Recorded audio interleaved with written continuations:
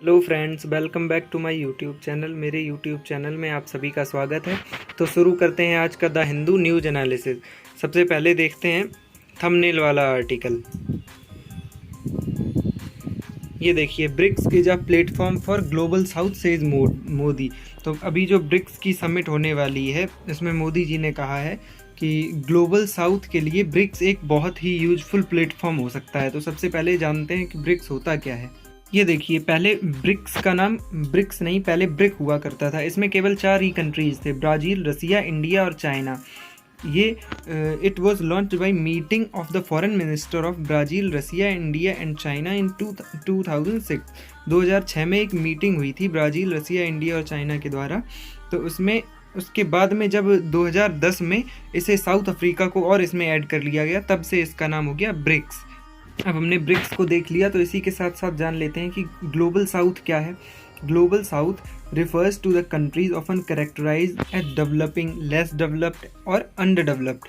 Global south में वो countries आती हैं जो या तो डेवलप हो रही हैं या फिर कम डेवलप्ड हैं या फिर अभी डेवलपिंग के प्रोसेस में है। इसमें कौन कौन सी कंट्रीज आती हैं, जैसे अफ्रीका हो गया, एशिया हो गया, लेटिन अमेरिका हो गया। तो ये जो कंट्रीज़ हैं ये बहुत ही पॉवर्टी में और इनकी जो इनकम इनइक्वालिटी और चैलेंजिंग लिविंग कंडीशन, इन सब चीज़ों में ये चैलेंजेस फेस कर रहे हैं। ये ग्लोबल साउथ हमारे लिए इम्पोर्टेंट कैसे है, तो हिस्टोरिकली दीज नेशंस, हमने पहले ही ये जो देश हैं ये चैलेंजेस फेस कर रहे हैं पॉवर्टी में, पॉलिटिकल इंस्टेबिलिटी में और अंडर डेवलपमेंट में।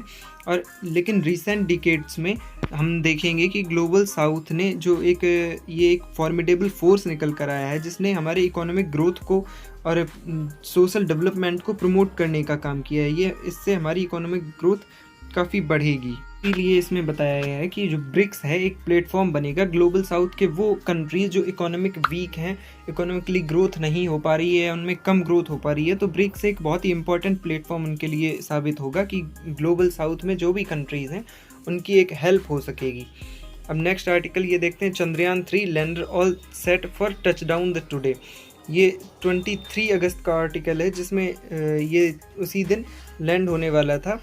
इसमें ये थोड़ी सी इन्फॉर्मेशन दी गई है स्टार्टिंग के बारे में। देखिए, 14 जुलाई को ये मिशन लॉन्च हुआ था।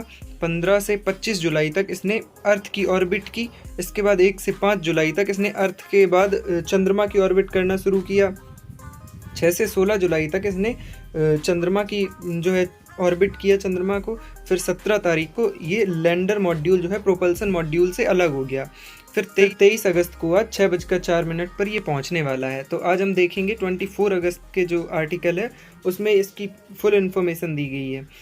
न्यूज़पेपर में एक ये आर्टिकल और दिया गया है, इसमें ये जो है सारी चीज़ें दी गई हैं। इसमें हमें ये पढ़ना है कि चंद्रयान 1 जो है ये 22 अक्टूबर 2008 को लॉन्च किया गया था।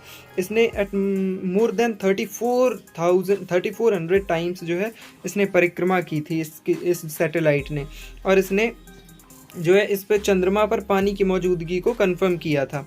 और चंद्रयान 2 जो है 2019 को 22 जुलाई को लॉन्च हुआ था, लेकिन इसका लूनर मॉड्यूल जो है इससे सॉफ्ट लैंडिंग नहीं हो पाई थी इसमें, तो ये असफल हो गया था। ये लूनर मॉड्यूल फेल हो गया था। देखिए यहाँ पर आप देख सकते हैं, ये 24 अगस्त का न्यूज़पेपर है। इसमें पहला ही आर्टिकल ये दिया गया है, India lights up the dark side of the moon. मतलब जो हमारा चंद्रयान है फाइनली जो 23 अगस्त को 6:03 पर पहुंच गया था सरफेस पर।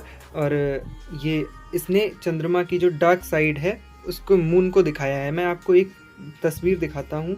ये देखिए, ये यहाँ पर जो है हमारा लैंडर मॉड्यूल चंद्रमा की सरफेस पर ऐसे उतर चुका है। इसमें जो ये लैंडर है इसको विक्रांत नाम दिया गया है और जो रोवर इसमें से निकलेगा उसको प्रज्ञान नाम दिया गया है।